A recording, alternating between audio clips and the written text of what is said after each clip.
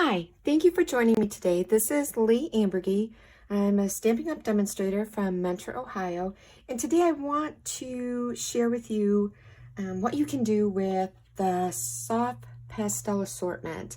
And they're chalks. They're chalks. This is how it's packaged. And the colors are Night of Navy, Granny Apple Green, Gorgeous Grape, Coastal Cabana, Mossy Meadow, Poppy Parade, Mango Melody, and Daffodil Delight.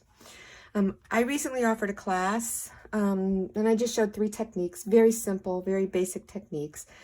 But then I thought, well, what else can you do with this pastel? And then I pulled out my mask, my adorning mask, and this is what I came up with. So we have, this is from the other set. The adorning masks are in the holiday catalog.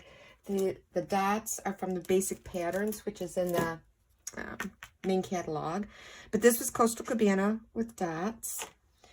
These two, again, we have the dots. But this was the Gorgeous Grape.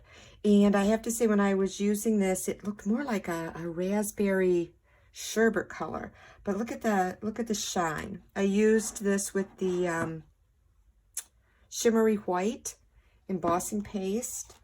So far, this is my favorite. This was the Granny Apple Green. And then again, the Coastal Cabana. And I only masked part of this. I'm thinking I'll have a strip of solid cardstock and a greeting over here. But what I wanted to show you today was how to use this. And this is one I've used with the diagonals with the Coastal Cabana. So bear with me. It's my second video, but you'll need your pastel chalks. And yes, you can do this with re-inker, but again, I think the color, especially with this Granny Apple Green, is so soft, and that's the purpose of the chalks. It just gives you a very soft color. So I'm going to do Coastal Cabana. So you get your chalk. So I've got my chalk, and you get your silicone mat, and you're going to use your take your pick tool, and you're going to scrape off chalk. Get some chalk powder. So I have my chalk powder. Put all this out of the way. Then I'm going to get my shimmery white embossing paste, spatula. And you don't need a lot. And if you haven't used this, it's like whipped cream. That should be enough. And you're just going to mix this. Now, if you have not used our embossing paste, stuff dries like concrete. So make sure when you are done using it with a decorative mask and also your silicone mat and your tool, that you get that into some sudsy water, or it will never come off. All right. So that is mixed. Cover this back up. Then I've got my cardstock, and I put some removable adhesive on the back of that so that it stays in place. It's not sliding around on me.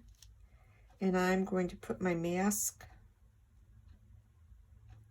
down. What I'm looking for is I like to make sure I don't have exposed corners.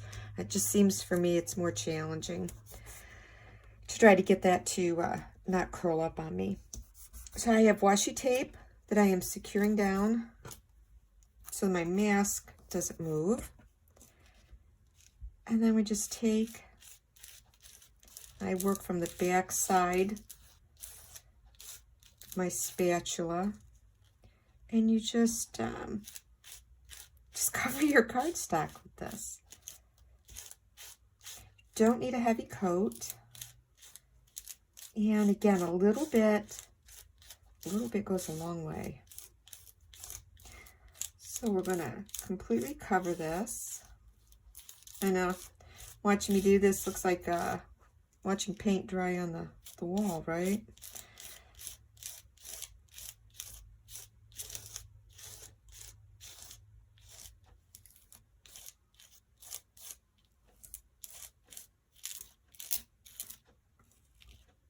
I can't believe that. I pulled out just enough. There is no embossing paste left on my silicone mat.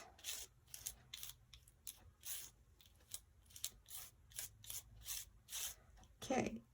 So yeah, so there's a little bit left over. In case you're wondering what I was doing, I have a paper towel holder there. So I have off camera a container with some soapy water. And then I'm going to remove my mask.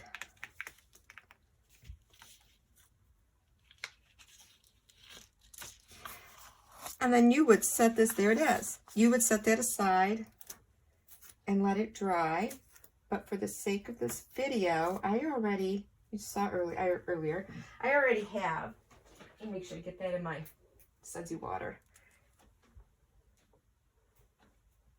I already have one prepared. So I am just going to move this out of the way, dry my fingers off. And then this is what the completed piece of cardstock will look like. I am also using a basic black. This is mounted on basic black cardstock, and it's going on to a Coastal Cabana 5.5 by 8.5 piece of cardstock that has been folded and burnished in the center. So that will be right like that. But then too, what I want to show you is I've stamped the little snowman, and he is from the Snowman Seasons stamp set, which is in the annual catalog. And I am going to use my soft pastels and a blender pen. So you use this just like we do with our stamp pads, where you press the lid to get the ink and pick it up. You're going to pick this up with your blender pen, and you want to make sure you do not overwork your cardstock. This little guy was stamped with Momentum black ink onto just regular basic white cardstock. And this gives you a nice, precise image with adding your color. And all I'm doing is just outlining this little snowman. And you do that with all the elements on your stamped image. And again, you wipe off the chalk from your blender pen just like you would using your ink pad. And so you don't have to sit here and watch me color this. I've already colored one of our little snowmen. So what I am going to do is put this card together. So we have the snowman that I did with a blender pen and our soft pastel chalks. He is going on to a piece of basic black cardstock. And I wanted to use the Merry Christmas from the stamp set. It really wouldn't fit. So I pulled out, no I didn't. I switched my greetings. I was going to use Merry Christmas from Christmas to Remember. That still didn't work either. So back to our Christmas snowman, I took this greeting. Hoping this season builds heartwarming memories. So I stamped that with a Memento black ink, and I used the rectangle stitch dies to cut that out. So to put our card together, do I want to pop him up? No. No, I think I'm just going to use him flat. So I'm going to put some of our adhesive on the back, mount this on to the basic black. And all of these dimensions will be at the bottom of this blog post. And as you can see, I was going to use a larger stitched rectangle stitch die for the snowman, but I scrapped that. But I knew I was mounting this onto the basic black cardstock, and it was going to be covered up. So that's a tip to remember. If you know you're going to be mounting something and you don't want to pull out, or you don't have a scrap cardstock that will fit, use the piece of cardstock you're mounting it on, because it's going to get covered up. and just try to conserve your cardstock. So I've got adhesive on here, and this was where my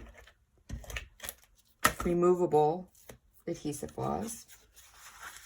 So we're going to center this panel, nice and glittery, onto here. Now I'm going to use some dimensionals. I'm going to use some black dimensionals because this is black cardstock. And I think that gives us a nice option instead of just the white. That way it's not going to be as noticeable. We'll get these peeled off the back.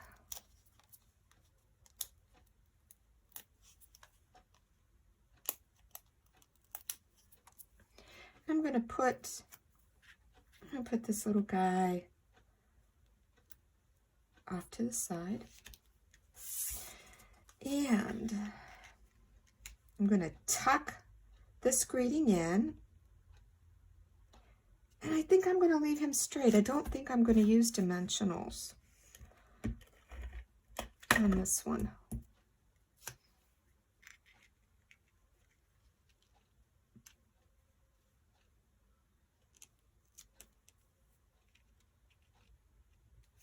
There we go. So that's it. Like I said, it's the most work was actually mixing up and doing oh my gosh, our embossing paste, and then also just coloring in the snowman. But honestly, coloring in the snowman with the chalks takes just as long as it would be if you were using your ink pads. So I hope this will encourage you to try out, if you have the embossing paste, try that out with our soft pastels, the chalks, and your decorative mask. Give it a try and see what you can come up with. Thanks so much for joining me today. Bye.